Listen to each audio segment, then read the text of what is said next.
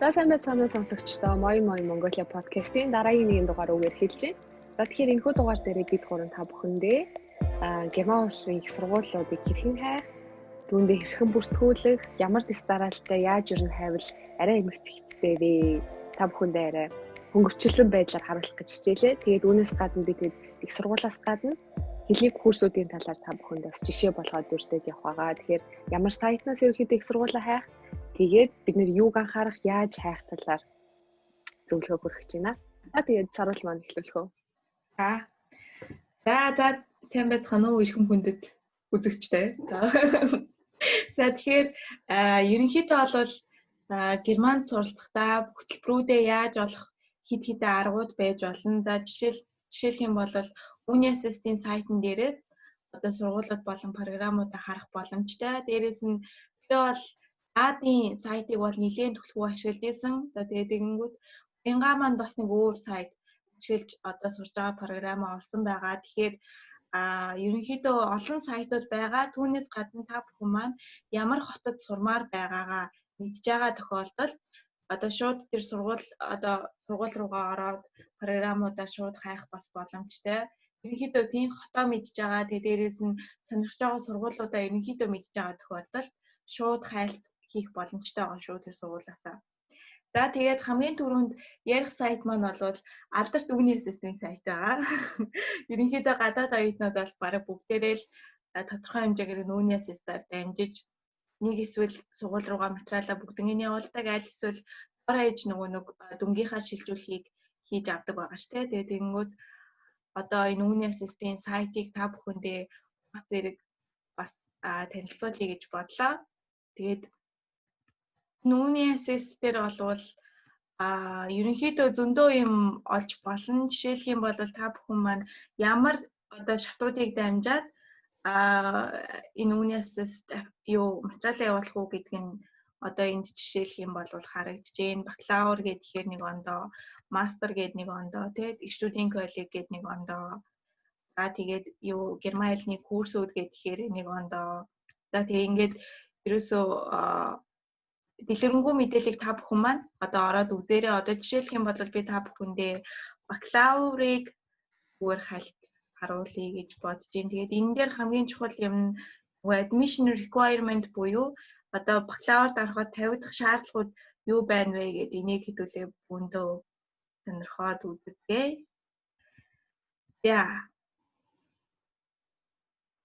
Манай корона сайхан идэвхтэй гарч ирсээр байна. За. Тэгээд энэ дээр их сургуулийн тавигдах шаардлага don't show гэдэг сонгочих. За энэ дээр хэдүүлээ Mongolia гэдэг ингээд сонгохоор энэ дээр бичсэн байж дуусаа Czech University admission гэдэг. Тэгэхээр одоо энд ингээд хэд хэдэн сонголтууд гарч ирж байгаа. Тэгэхээр одоо жишээ нь 92 оноос 2014 оны хооронд бүрэн донд боловсролын үнэмлэх авсан уу? Тэгээ 10 буюу 11 жилээр төгссөн байгаа. Тэгээ бид нар дунд боловсролын үнэмлэх гээд 1991 он болон түүнээс одоо өмнөх үе. За тэгээд 4 жилийн бакалавр гээд. За одоо хэдүүлээ энэ дээр бүрэн дунд боловсролын үнэмлэх 2015 он болон 2015 оноос хойш одоо хүмүүс зориулсан ингээд юг нь хараад дахиад 2 сонголт гарч ирж байна тий. 2 жил их сургуульд сурсан, аль эсвэл сураагүй.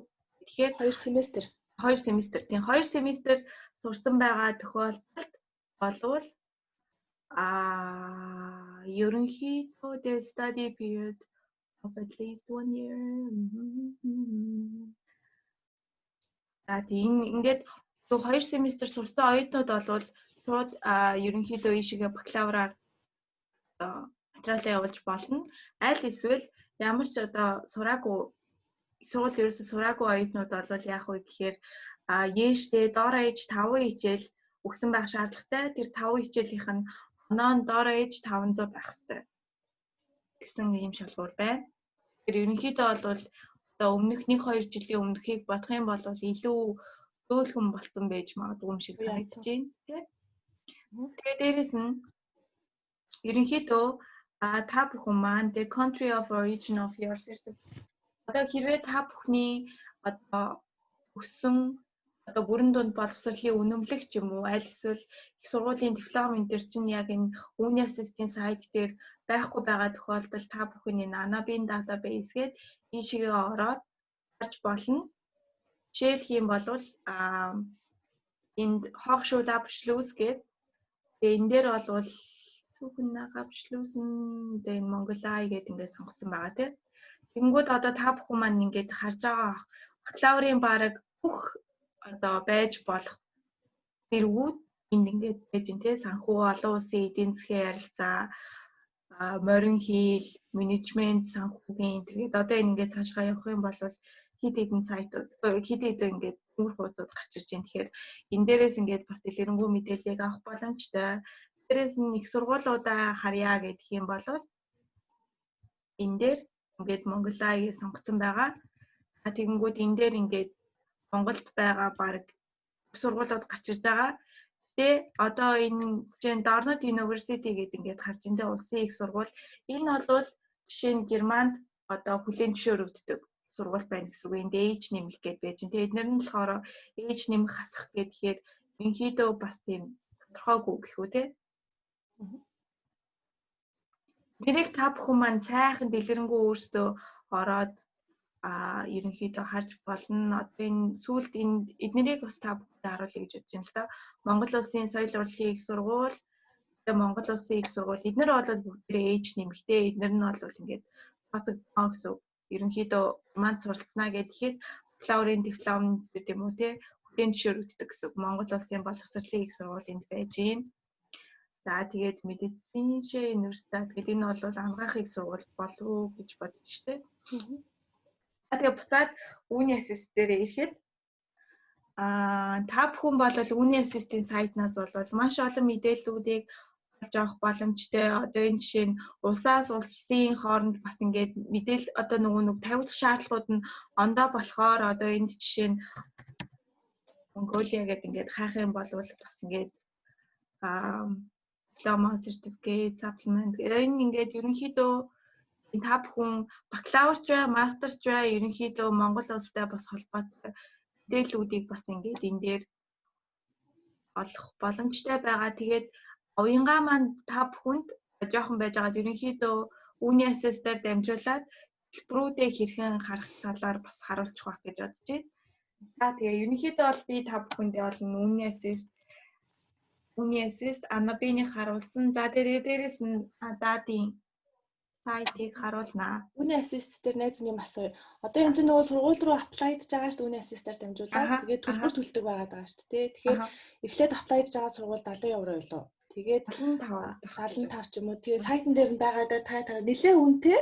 Эхний сургуультай нэлээ их хөнгө төлөөд дараагийн сургуулиудад ингээд 30 евро ч илүү багасаад явд юм бэлээ. Тэгэхээр нэлээ зардал ихтэй. Тийм болохоор яг материалаа явуулаад аплайдхаас өмнө нэгдүгээрт яг таны тэр төгссөн сургууль чинь одоо Монгол нэг их сургууль төгссөн байлаа гэж бодоход тэр сургууль чинь яг бүр Германд хүлээн зөвшөөрөгдөх мөн үү үгүй баттай болгож ийж аплайдхаа зүгээр ингээд 200-300 мянган төгрөг залхим хэсэгч гэсэн үг шүү дээ. Тэгэхээр саяны Anabin дээр харуулсан юм дээр сайн судлаад хэрвээ таны сургууль магадгүй Германд хүлээн зөвшөөрөгддөггүй бол яг ормоор байгаа Германы ихтэй сургууль руугаар мэйл хийгээд асуудаг ч юм уу те. Янз бүрээр энийг 100% баттай болгож ийж цаашаа сургууль руугаа аплайдаарэ. Тэгээ та бүхэн маань энэ ерөөсөө энэ үүний ассистаар дамждаг сургуулиудын тагсаалтууд энд бас байна. Ер нь дийлэгчтэй баг. Ер нь л одоо энэ Бавария тэгээд энэ ер нь ихэнх нь л ерөнхийдөө дамжина. Тэгээд гэтээ бол одоо жишээ нь Эмэтойгийн сурсан үүний Хамбург болвол энэ үүний ассистаар дамжуулж бүхэн дүнгийн шилжүүлэг хийлгэж авдаг. Тэгэхээр тийм зүйлүүдээ бас сайхан судлаад хэрэгтэй. Одоо энэ чеклист гэдэг. Ер нь бол энэ үүний ассистийн сайтыг бүрстөө нэгнгүүл сайхан ухах хэрэгтэй. Тэгээд тэр дүнгийн шилжүүлэг авдаг жишээ нь үүний Хамбург жишээ дүнгийн шилжүүлэг авдаг гэдгсэн шүү дээ. Тэгэхээр нэг юм Vorprüfungsdokumentation гэж зүгээр нэг юм А4-ийн цаас авдаг байхгүй юу? Тэгээд тэрийг ингээ үүний ассист руу юм явуулчаад үүний ассист тэрийг шалгаад дөнгөж хувиргаад буцаад бид нэр захиа явуулаад тэр захиагаа бид нэр авчаад цаашаа үүний рүүгээ явуулдаг болохоор Айгуу тийм цаг хугацааны хувьд эрт хийхгүй бол одоо 7 сарын 10-нд үүний ассист руу материалаа явуулчингууд нөгөөх нь аль 4-7 хоногийн дараа хариуг шүү дээ. Тэгэхээр аль хэдийн үүний хамбургт аплай хийх гэхээр хоцорсон байдаг байхгүй юу? Тэгэхээр яг нэг тиймэрхүү тохиолдол цагаа маш сайн төлөвлөх хэрэгтэй. Тэгэж дүнгийн шилжүүлэг хийлэхгүй зүгээр шууд үүний ассистаар дамжуулж байгаа тохиолдолд бол тэр яг хугацаанд 7 сарын 15 дотроо ч юм уу тий 1 сарын 15 дотроо явуулахад бол хангалттай юм чинь. За түрүү нөгөө ярьсан төлбөрийн таригдж байна тий эхний сургуулийн 75, хоёр дахь эхлээд 30 евро гэдэг. Тэгээ хамгийн амин нөгөө хүн санамсаргүй буруу юм хийгээд мөнгөө шилжүүлсэн байдаг штеп. Мөнгөний чинь тизээж буцааж өгөхгүй шүү үүний ассист. Чи бүр сургууль руу материалаа явуулаагүй гэхдээ өмнө нь мөнгөө шилжүүлсэн байж магадгүй штеп. Тэгээ би гинт би явуулахаа боллоо гэсэн тохиолдолд чиний мөнгөө буцааж өгөхгүй. Тэгэхээр юмасаа судалж агаад явуулахгүй. За тэгээд бас нэг та бүхэндээ хэлмээр байгаа сайт болвол датын сайт. Яг энийг би бүр ихнээс нь хараад. Одоо ингээд датын сайт байгаа аахгүй юу манайхаа. Тэгэнгүүт датын сайтнаас бас та бүхэн маш олон зүйлийг олж авах боломжтой. Жишээлх юм бол сэтгэлгүүд байна. Тэгээ хөтөлбөрүүд байгаа. Би бол энэ хөтөлбөрүүдтэй хэсгийг бол нэлээд одоо ухаж исэн. Тухайд намайг лав яг нөгөө би чинь герман хэлний төвшин маань яг их сургуульд ороход хангалттай хэмжээнд байгаагүй болохоор яг англи хэлтэй бүрсүүдийг бүр ингээд би нэгэнгөө судалж тийм яг сайтнаас нэлээд харж исэн. Одоо тэгэнгүүт тэгээд тэг герман хэл дээр сурах уу, англи хэл дээр сурах уу, герман англи хосолсон байх уу? Тэг өөр хэл дээр сурсан ч болох юм байна даа. За жишээ нь англи хэлгээ сонгоё те. Англи хэлгээд ингээд сонгонгууд дээрээс нь юу ч хийдин те. Хууль, эдийн засаг, нийгмийн шинжилгээ ухаан гэдэг ингээд хэдүүлээ хайгаад үзэл та. Тэгэхэд одоо 607 програм гарч ирж байгаа гэдэг бол энэ жишээ нь англи хэл дээр л хичээлүүдэд үзэн гэхэд айгүй их програмууд гарч ирж байгаа байхгүй юу? Ер нь бол тий. Тэгэхэд англи хэл дээр 607 байгаа юм чинь та бүхэн төсөөлөд үзтээ. Герман хэл дээр бүр маш их гарч ирнэ гэсэн үг шүү дээ. Тэгэхээр та бүхэнд бол маш олон сонголтууд байна. Одоо энэ дээр бас cost гэдэг 780 энэ бол төлбөргүй гэдэг те. Гэхдээ баг энэ 780 ямар ч уртай юм бол доо. Семестрийн юм уу гэж магадгүй. Семестрийн төлбөр ах уу. Тэгэнгүүт Техникийн университет Берлин гэсэн чинь нараа 5,000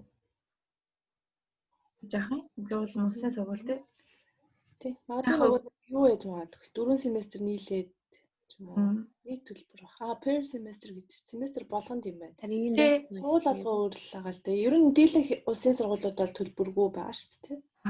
Намайг нөгөө нэг яг материалаа явуулж эхэлж байхад яг зарим сургуулиуд төлбөртэй болж эхэлж байгаа гэсэн тийм юу байсан аахгүй.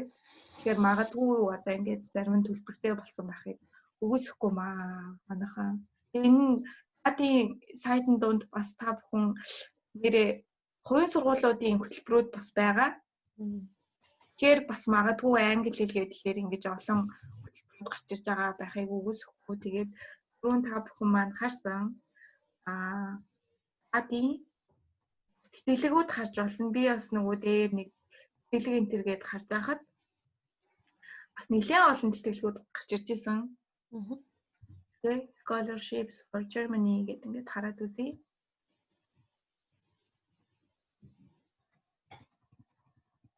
Яа одоо энэ дээр хамгийн гол юм country of origin гэдэг юм маш чухал. Монголоос гээд хэдүүлээ гоё жишээ авъя. За Монгол хүн за инженерээр сурдаг хүн гэж бодъё.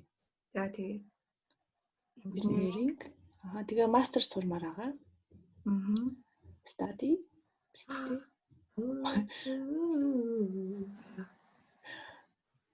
Programs for гэдэг дээр нь мастер гэдэг сонгох уу? Graduate гэдэг. За одоо энэ ингээд ихэд 4 scholarship харагдаж байна. Эхнийх нь бол architecture, хоёр дахь нь fine art design.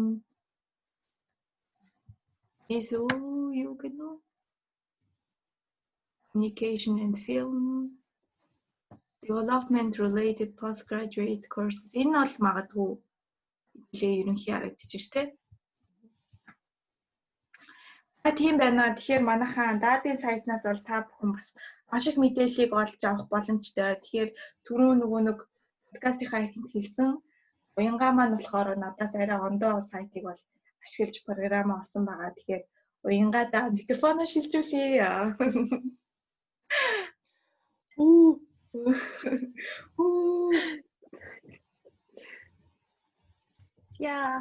Тэгээ баярлалаа саруул та. За тэгэхээр би болохоор энэ дэшний чи. За энэ болохоор манайхаа харуул энэ дээр хавтаа studentgänge.zeit.de гэдэг энэ сайтаар орно. Тэгээд ерөнхийд нь бол энэ сайт гээд яг сурах байгаа оюутнууд зориулсан тийм сэтгүүл юм гаргадаг биднийхээс. Тэгэхээр ингээ харах юм бол ерөнхийдөө бол ямар чиглэлээр сурахаа эндээс та бүхэн харж болно. За тэгэхээр Gesellschaft sozial гээд оруулъя. За тэгэхээр нийт 2410 одоо анги байна гэж байна. Тэгэхээр хэдүүлээ эндээс үнэхээр та бүхэн маань хаана сурахаа хэрвээ мэдчихвэл одоо ингээд чинь сонгочихно. Тийм бол яг арай амар гэх юм уу? Тэгвэл та бүхэнд бүр айгүй их том цар хүрээтэй мэдээлэл гарч ирэх болохоор чинь жоохон хайхад бас төвхтэйж магадгүй. Жишээ нь та бүхэн премиум дээр сурахыг хүсвэл 284 програм бол байна. Анги байна. Тэнийг бүрчлэн таад маань ингээд хараад уншиж болно. Яг хотоо мэдчихвэл аль эсвэл та бүхэн маань яг юугаар сурахаа мэдчихвэл те би яг бакалавр хийж байгаа, мастер хийж байгаа гэвэл тэрийг бас сонгож болно. Жишээ нь би ингээ мастер гэж хайжлаа. Хайжсэн бэйдing. За тэгээд энэчнээс мастер одоо нэг тийх юм мэдчихэж байгаа юм чинь ямар ингэдгийг одоо мэдчихэж байгаа л хэлгүй. Тийм ихтэй. За окей. За би яг тэрийг сонгоё. Ингээд сонголоо гэхэд за энэ юм ингээд яг чиний гарч ирж шүү дээ. За ингээд энэ рүүгээ орчин. Тэнгүүд та бүхэн дээр энэ дээр дэлгэрэнгүй мэдээлэл гараад ирнэ. Энэ хамгийн их бол мастер төгсөх юм байна. Тэгээд нийт 3 семестр бисэн. Гол хичээл маань, бүх хичээл маань герман хэл дээр явагдана гэсэн үг. Энийг харах хэрэгтэй. Гэхдээ яг нэрээ ангингаас хамаараад англи дээр хичээл яваад орчдөг л доо. Минийх дээр жигсэн жишээ нь багш нар бол англи хэл дээр юм бас явдаг. За тэгээд дараагийнх нь энэс айгуу чухал таад маань сонирхчихвэл бүтэн цагаар сурах гэж энэ дээр гарч иж байгаа. Зарим нь болохоор тал цагаар, зарим нь болохоор ажил хийгингээ сурж болно гэсэн тийм нөхцлүүд бас байдаг. Тэгэхээр тэрийг бас таад маань сонирхоод үзээрэй. Надад нэр тэр айгуу таалагддаг шүү дээ. Мастер хийж байхдаа ингээ бүтэн цагаар сурахгүй хажуу талд нэг практик хийгээд гэтээ угаасаа яг бүртгүүлэхт чинь тэрийг нэг юм аль нэг ажлын газраас ирсэн тодорхойлолттойгоо тэгээд тал цагаар ингээ сурах гээд тэгэхээр бас айгуу гоё. Тэр газараа дараа нь та бүхэн ажиллаад үлдээчих болно гэсэн үг байхгүй юу? За энэ дэр ерхий нэг тиймэрхүү мэдээлэлүүд харагдаж байна. За дараагийн юм бол энэ бас айгуу чухал энэ байна. Зөвхөн энэ анги зуны семестрт илэлтэй авдаг гэсэн үг. Тэгэхээр та хэд маань тэ харах хэрэгтэй. Ерхэд бол өвлийн семестрт айгуу их ангийн сонголт гарч ирдэг байхгүй юу? Энэ айгуу их зуны семестрт баг. Гэтэ ямар ч тач миний анги бол зуны семестрт авч ирсэн. Яа тэгээд дараагийнх нь энэ мэдээлэл байна. За энэ болохоор за тийм юм тайлбарлана даа. Тэгээд ичихгүй. NC гэхээр нөгөө жагсаж ордгоо гэдэг нэг тийм юм байдгийг. Тийм өөртөөсөлээрээ. За дараагийн нэг чухал юм энэ айгуу чухал манайхаа. Энэ болохоор энэ ангид орохын тулд та нараас юу хэрэгтэй, юу шаардах талаар энэ цуулаас өгс фогоос өнгөн гэдэг байгаа. Тэгэхээр энэ нэг тийм юмр энэ дээр бичиг байна. За энэ дээр бол одоо бас дэлгэрэнгүй харагдаж байна. Хичээл нь хэднээс хэдний хооронд ер нь явагдах юм, хизээ бүртгүүлэх юм, хизээ эхлэх юм гэдэг бүх юмнууд энд ингээ байгаа. Тэгэхээр сайд маань тухайн ангиас хамаараад сайн судлаарай. За энэ дээр нь болохоор миний нөгөө бичиг баримтыг яг шалгах хүний нэр мөр нь одоо чинь бүрийн харагдаж байгаа байхгүй юу? Тэгэхээр тэмдэг холбогдохтойгоод болон таад маань ингээд тухайн сургуулийнхаа сайт руу орчин. Тэгээ хэрвээ та бүхэн маань үнэхээр хаан сурахаа мэдчихвэл яг тухайн хотынхоо сайт, хотынхоо их сургуулийнхаа сайт руу ороод тайлбарлах өшөө дэлгэрэнгүй харагдана. Яг мэдхгүй айгүйх надаа ингээ ангийн сонголт хэрэгтэй гэх юм бол энэ сайт руу ороод харуул айгүй гоё үгүй. За тэгээ дараа нь Энэ болохоор ингээ манай их сургуулийн сайт ерөөхдөө харагдчихэв. Тэгээ та бүхэн маань аль ч сургуулийн сайт руу орсон студиум гэдэг хэсгээ сонгоно. Дараа нь студийн анги бүүд гэж сонгоно. Ингээд та бүхэнд маань бүх тухайн сургуулийн ангиуд гараад ирнэ. Тэгээл түрүүнийхтэй яг адилхан мастер гэж сонголоо. Тэгвэл энэ бүх факультет нь гараад ирнэ. За тэгээд би нийгмийн факультет бас нэгээ сонголоо. За тэгээд тухайн сайтн дээр чинь сургуулийн их сайтн дээр бол өшөө дэлгэрэнгүй мэдээлэл нь арай их харагдтыг. Энэ түрүүний сайтыг бодоход тэгээд тухайн факультетийн хариуцж байгаа хүмүүс хинтээ яаж холбоо барих нь энэ хэсэгт ингээ харагдчихэв. За тэгээд дараа нь бүртгүүлэндээ тэнгууд тухайн сайт болгонд бас өөрсдөө гэсэн бүртгэлээ хийгддэг юм тусдаа нэг сайт байдаг. Тэгээд чинь хэдүүлээ бүртгүүлж байгаа хүн гэж хайгаад тэнгууд энэ дээр юм сонголтууд гараад ирнэ. Одоо Германы яг Германд төгссөн үү, Германд 10 жилийн хийсэн үү, Abschluss хийсэн үү, Ausbildung хийсэн үү гэд. За тэнгууд миний бодлохоор энийг гадаадад их сургуулаа төгссөн Монголд гэдэг утгаараа за тэгээд орохоор энэ нөгөө буцаад хэдүүлээ үний ассист дээр ирчихэж байгаа байхгүй юу. Тэгэхээр манай их сургуулаа л үний ассистаар заавал дамжихыг шаарддаг их сургуулиудын нэгэнд ордог. За тэгээ үний ассист дээрээ дараад орлоо. Нөгөө коронагийн юу. За тэнгууд ерөнхийдөө нэг ийм тайд маань харж болно. Ерөнхийдөө харагдах байдал нь бол үний ассистаас их сургуулаа хайхтай нэг ингэж харагдтыг. За тэгээ та бүхэн маань эндээс аль семестрт ормороо сонгож болно. Эндээс би шууд тренинг тренинг. За тэгэхээр энэ болохоор яг өглөөний семестрт манай их сургуулиас авч байгаа бүх ангиуд эднэр ингээ харагдчихээн. За тэгээ энэ дээр одоо нөгөө нэг зуны семестр биш өглөөний семестр эхэлж байгаа болохоор тэрний төгчөхгүй байна. Ерөнхийдөө бол энэ дээр бас ангиа өгөөд тэгээл эндээс бас та бүхэн маань үний ассистаас тулгуу одоо чинь дата сэдвүүлээ сая хайж болж байна. Энэ сайт гэдэг энэ газраас бас хайж болж байна. Тэрэн шиг үний ассистаас бас ингээ хайж болдог байхгүй юу? Яг үний ассистийн сайтнаар гарч ирж байгаа нь бол зөвхөн үний ассистаар дамждаг их сургуулиудаа өөртөө харуулдаг. Тэгвэл бид нар чинь жишээ нь манай хоёрын сурсан сургууль бол Хамбургийн их сургууль тэгэнгүүт тэр нь болохоор үний ассистаар дамжихыг шаарддаггүй. Их мэдчлээ энэ дээр бол шаарддаггүй бүгд холилдсон байгаа гэсэн. За тэгээд яг энэ үний ассист гарч ирнэ л дээ. Үний ассист руу материалаа явуулна. Тийм үү. Тэгээд үний ассистаасаа буцаад юм авдаг. Окей. Тэгээ үний Хамбург зарим тийм. Гэтэ одоо энэ жишээ нь хүний ассист ч бай, даад ч бай зүгээр тухайн үед бодогжсэн бодол юу байсан бэ гэхээр зарим нэгэн програмууд бас гээгддэг юм шиг санагдчихсан. Тэгэхээр яг орж байгаа сургуулаа мэдж байгаа сонирхож байгаа сургууль байх юм бол тэр сургуулийнхаа сайт руу н ороод харах юм бол илүү тэр яг дэлгэрэнгүй мэдээлэлүүд авна. Тэгэхээс биш даад бол гэхдээ яг вэ бас ч гэж нэлээд ерөнхийдөө олон програмуудыг дотроо багтаасан. Тэгтэл бүх програм гэж бол хэлэхэд бас хэцүү те. Тэгэхээр зарим програмууд бол яг би бол өөрийнхөө тухайн үеийн туршлагаас харахад бол яг зарим нэгэн програмууд бол гээгдсэн байсан даадынх дээр. Үний ассистент дээр бол бас нэлээд гээгдсэн юм шиг. Гэтэ яг нөгөө 100% үний ассистентаар дамждаг сургуулиудын програмууд бол яг сайхан бүгд байж л байгаа хэл та. Үний ассист бол нэрнгэс өстой гээгддэг ш. Өстой гээгддэг. Тэгээд өөр бас нэг юм хэлэхэд шууд сургуультайгаа бид нар өөрсдөө харьцаж болно бичээд. Тэгээд зарим сургуулиуд бол зөвшөөрөөд угаасаа үний ассистаар дамждаг болчихно. Тэгээд би болохоор яг Бремэнд дэдэг 2 сургууль руугаа бичсэн байхгүй юу. Тэгээд хогшүүлээ Бремен дээр болохоор би нөгөө фобогоо итэнс студиум хийжсэн. Тэгэхээр би яг шууд өөрийгөө бивербэн болж исэн. Тэгмүүд үний Бремен дээр би өөрийгөө дахиад өөр ангиудад бүртгүүлсэн чинь та заавал үний ассистаар дамж та ингээ гадаадын оюутан юм байна. Бид нэр өрөөсөө таны бичүүгээр амжтай зууралдахгүй гэд шууд тэгж хэлжсэн. Яа тэгэхээр нэ захын харуулах юм энэ хүрээ дуслаа.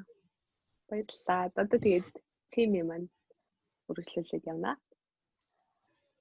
За сая манай хоёр ерөнхийдөө их сургуулаа яаж хайх уу, их үү, яаж сургуулиудаа олох уу гэдэг талаар маш дэлгэрэнгүй ярьж өглөө баярлалаа хоёроо. Тэгээд ерөнхийдөө үндсэн бүх чухал хэрэгтэй мэдээллүүдийг нь бүгднийг өгсөн. Тэгэхээр үзэгчид маань өөрсдөө бас маш сайн судлаарай гэж хэлье. Тэгээд бид хэд дээр бас аягүй их олон асуулт ирээд их сургуулаа олохоосоо гадна хэлний курсаа яаж олох уу, ер нь яг яах уу гэдэг нэг тийм асуултууд нэлээд ирээдсэн байхгүй юу. Тэгээд тийм болохоор бид гурав бас хэлний курсын талаар зүгээр нэг мэддэг нэг ганц хоёр юмаа хуваалцахыг хүслээ.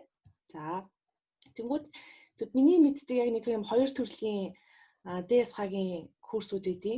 Тэгээ нэг тэр болгон хүн ерөөсөө мэддэг байхгүй юу. Тэгээд энэ курсүүдийн давуу тал нь юу вэ гэхээр яг их сургууль дээрээ үздэг. Тэгээ дээрэс нь бусад хувийн хэлний курсуудыг бодвол хамаагүй хямдхан, бараг зардал нь 3-4 дахин хямдхан болдог. За эхний санал болгох ДСХ гэдэг чинь болохоор тэр Тестав, Гёте институтийн шалгалтуудтай адилхан яг их сургууль орохдоо өгдөг шалгалтынхаа нэг төрөл байгаа шүү дээ. ДСХ.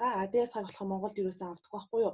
Тестав-ыг бол авдаг. Тэгээ Гётегийнхыг бол очиод өгч штэ. Тэгэхээр ДСХ өгч байгаа бол зөвхөн Германд өгч тарж байгаа байхгүй юу? Тэгээд ДСХ-гийн курсуудыг зарим үүний unbeaten болдог. Тэгээд миний мэдхийн 2 курсыг ер нь сайн мэдэн тэрийг харуулъя. За эхнийх нь болохоор энэ Бранденбургische Technische Uni гэдэг Cottbus гэдэг яг миний ярих байгаа 2 курс л хоёулаа бүр амар тийм тосгон маркийн газар байдаг байхгүй юу? Тэр хүмүүс бас нэг сонирхгүй байж магадгүй. Гэхдээ яг хилээ суурын мөнгөө хивний цагаа зөв ашиглая гэж ойлгоно зүгээр алдаж болохгүй алтан боломжтой байгаа байхгүй юу. За тэнгууд энэ Cottbus-ийн их сургуулийнхаа сайт руу ороод сая уянгаа хэлсэн шүү дээ студиум гэдэг рүү орно гэд. За тэнгууд home байгаа студиум руугаа оронгууд энэ Bewerbung und Zulassung гэдэг хэсэг байгаа. За тэрэн дээр энэ хараа Brücke zum Studium гэж байгаа. Энэ болохоор ерөнхийдөө энэ Cottbus-ийн техникийн сургуулиас гадаад оюутнуудад зориулж байгаа ДСХ курс ахгүй юу. За тэнгууд энэ чинь 1 семестрийн програм, 2 семестрийн програм гэж салсан байгаа. Тэнгууд мэдээж хэлж байгаа одоо ДСХ өгөхөд нэлээд бэлтгэгдсэн байвал 1 семестрийн програм суугаад ДСХ-гаа өгөө тэнцэх юм бол өссөн сургуульд орж болж штэ. Эсвэл за B1 төвшөнтэй хүн ДСХ өгөхийн тулд бас B1 эзэмшин, 2 эзэмшин гэдэг бас урт замтай. Тэгэхээр энэ 2 семестрийн програмыг сонгож болдог. За гурлаа жишээ болгоод энийг сонгоо заяа. 2 Programm. За тэнгууд энэ програм, Bewerbung, Zugangsvoraussetzung байгаа. За энэ дээр ингээд дараад орё л доо. Тэнгууд энэ яг энэ Brücke zum Studium гэдэг ДСХ курсэд орохын тулд ямар шаардлагуудыг хангах хэрэгтэй гэдэг юм байна байхгүй юу? Энд чинь тэгэхээр зөвхөн хэлний юм болж байгаа шүү дээ. Тэгэхээр яг энэ дээр ингээд харагдаж байгаа байхгүй ингээд бла бла бла бла бла гэд ингээд явж ирсэн аа. Яг нөгөө их сургуульд орох гэхэд хэлний sprachliche Voraussetzung ерөөсөө хангаж чадаагүй байгаа хүмүүс зориулсан. Аль түрүү нөгөө саруулын хэлсэн тэр Hochschulzugangsberechtigung гэдээ байсан шүү дээ. Энийг аль хэдийн авцсан хүмүүс гэдэг нь яг Германы ихтэй сургуульд ороход бэлэн болсон. Гэтэ хэлний шаардлага хангаагүй хүмүүст зориулагдсан гэж аахгүй. За тэнгууд энэ ч Герман хэлний одоо байгаа мэдлэг нь B1 доотлно байх ёстой. За энэ 3 юмаа л одоо хангачих юм бол ийшээ шууд apply гэж болдог. Тэгээд энэ Brücke zum Studium-ийн нэг онцлог нь болохоор саяны үүний ассистаар бас дамждаг. Баггүй юу? Тэгээд ингээд бам гэд тэгээд энэ ч ерөөхдөө ямар хүнтэй холбогдох вэ, асуулт байвал яах вэ гэд бүх юм нь энэ байгаад. За тэгснээр би сая энийг хэлсэн шүү дээ. Алтан боломж гэдэг тий. Яагаад тэгж хэлсэн бэ гэхээр та нар одоо төлбөрийг нь хараарай. 321 евро бохоо семестр. Тэгэхээр та нар хувийн их сургуульд хувийн хэлний курст явлаа гэж бодоход сарын доотлол 500 евро төлж байгаа байхгүй юу? Тэнгүүд нэг семестр чи ерөөдөө 6 сар гэж бодлоо. За 6 сарынхаа 2 сар намралт гэж бодъё л доо. Тэгэхээр за 4 сар гэж бодоход та нар баруун 2000 евро доотлол нь хэлний курс төгрөх байхгүй. Тэгэхэд энэ чинь 321 евро гэнэ. Тэгээд энэ чинь их сургууль тариалалтай ДСХ-гийн курс байхгүй. Тэгээ яг хот нь бол жижигхэн л дээ. Гэтэ тэгээд хамаагүй штэ хэлээ сурж байгаа тохиолдолд эндхийн ерөөхдөө энэ курс нь аягүй чанартай сайн юм билээ. Тэгээ дээрэс нь 321 евро төлж штэ. Тэгээ бас семестрийн төлбөрөө бас давхар төлнө. Тэр нас нэг үсрээл 300 евро байгаа зөө. Тэнгүүд тэр 300 евронд та нар энэ хоттоо, энэ Бундесландтай, дээрэс нь хараад Берлин, Дрезден дүнгүй явна. Энэ бол нэг хүн болгоно их мэдээд байдгүй. Дээрэс нь энэ сургууль маань ерөөхдөө шинэ болохоор гадаад оюутнуудыг өөрсдөө их татах тийм бодлого баримталж байгаа. Тэгэхээр энэ бол бүр айгүй хэрэгтэй юм байгаа хгүй. Тэгэхээр хэрвээ хүмүүстэй хотон жижиг хамаагүй гэдэг юм бол энэ рүү бол заавал apply хийсэн дээр гэж би бол зөвлөнө.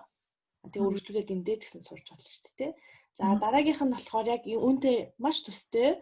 Гэхдээ Йена гэдэг юм нэг бас нэг жижигхэн хотолтой гэхдээ яг оюутны юм хотхгүй юу? Маш олон оюутантай. Тэгээд энэ үүний Йена нь болохоор медицин бол яг энэ Deutsch одоо энэ хэлний курсээр айгүй алдартай. Тэнгүүд энэ чаас ДСХ курс гэж байгаа. Тэнгүүд үүний Йена бас ДСХ курс санал болгож байгаа. За тэгээд ДСХ курсын талаар бүх юм ингээд бичээстэй байгаа.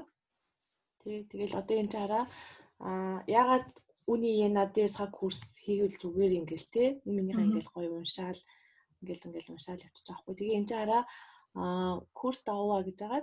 Тэнгүүд 7 хоногт 20 цаг ордог. Өдөргээл ингээл бүх юм нь бичээстэй байгаа. Тэгээд энэний бас нэг онцлог нь болохоор яг хилээ дээс хаагийнхаа шалгалтанд бэлдэнэ. Дээрээс нь яг тийм оюутны карт авчдаг. Тэгэхээр саяны корпусыг сургуультай адилханаар яг оюутны статустай давхар явангаа семестр тикетээр ийшээ тийшээ аялал зугаалж болно. Бүх газар үнэгүй. За энэ курсын болохоор төлбөр нь семестрийн 850 евро гэхээр саяныхаас ерөнхийд нь 2.5 дахин өнтэй болчихж байгааз. Гэхдээ бусад хувийн хэлний курсүүдтэйгээ харьцуулахад бас юу ч биш л болж байгаа юм л да. Энд чинь гол нь бохоо семестр байхгүй юу? Тэр утгаараа айгүй хямдхан. Тэгээд саяны тэр одоо код бусын их сургууль бол Йенагийн ДСХ курст явчихаараа шууд тэр сургуульд үргэлжлүүлээд ДСХ-гийнхаа шалгалтыг өгөх хэрэгтэй. Тэгэл тэнцдэг юм бол танаас сертификат аваад үргэлжлүүлээд тэр сургуульдаа сурж болно. Эсвэл тэр сертификатаараа Германы хүссэн их сургуульд аплай хийж болно. Тэгэхээр яг нэг хүн болгоны мэдээд идэггүй нэг юм хоёр нууцлагдмал ДСХ курсын боломжууд бол байгаа. За энэ ч цуганс энэ юу нэ тэгээ саяны код бустай адилхан дөө. Энэ хараа сертификат Б1-тэй байх хэрэгтэй тий. Goethe Institute, Telg, USD гэ тий. Тэгэл ингээл хэлний шаардлагууд нь бас байгаа. Тэгээ Б1-ийг авахд бол гайгүй штэ. Тэгэхээр Б1-ийг авсан тохиолдолд бол энэгээр ингээл Германд хэлний курсээр хүрээд ирэх бол бүрэн боломжтой. За тэгээд код бус Яна хоёрынх нэг иймэрхүү. За тэгээд нөгөө хувийн хэлний курсуудын талаар би сайн мэдэхгүй. Гэхдээ нөгөө энэ Хамбургт идэх монгол найзуудаас асуусан чинь UNS гэдэг хэлний курс айгүй алдартай юм билээ. Тэгээд алдартай гэдэг нь үгсөө гэхээр чанар сайтай. Хичээл бол маш сайн заадаг гэж байгаа байхгүй. Тэгээд энэ UNS нь ингээд яг ингээд сайт нь болохоор unsgermany.de гэдэг. Тэгээд ингээд аль хотод байдаг гэдний тэр ингээд бүгдээрээ бичээстэй Kiel гэдэм байх, Хамбургт гэдэм байх, тий. Тэгэл та нар одоо энэ сайт руугаа оронгууд ингээл энийгээ судлах нь шүү дээ. Тэнгүүдээ Einstufungsteст буюу яг орохынхоо өмнө төвшин тогтоож шалгалтаа өгнө, тий.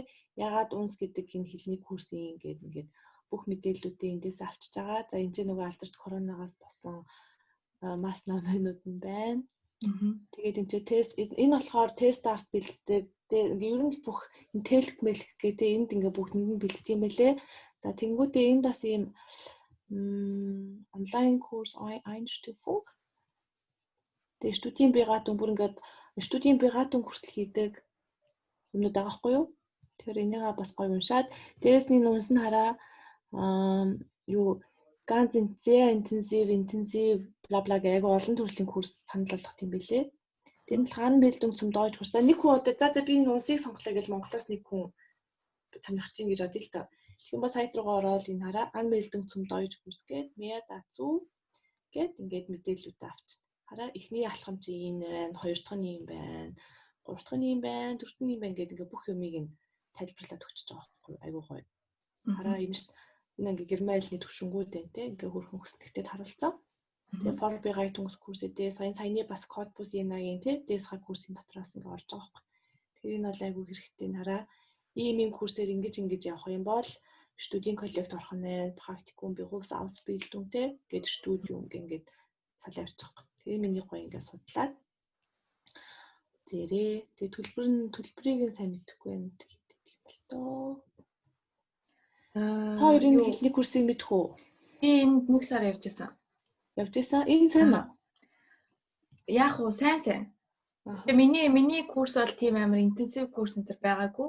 7 хоногийн 3 нэг орохдоо 2 цаг магчлуу. Нөгөө академик 2 цаг өчмөр энэ ордог байсан. Энэ бол яг нэг усын зүгээр нөгөө хэлний курс мөртэй харьцуулахад бол сайн санагдсан л та.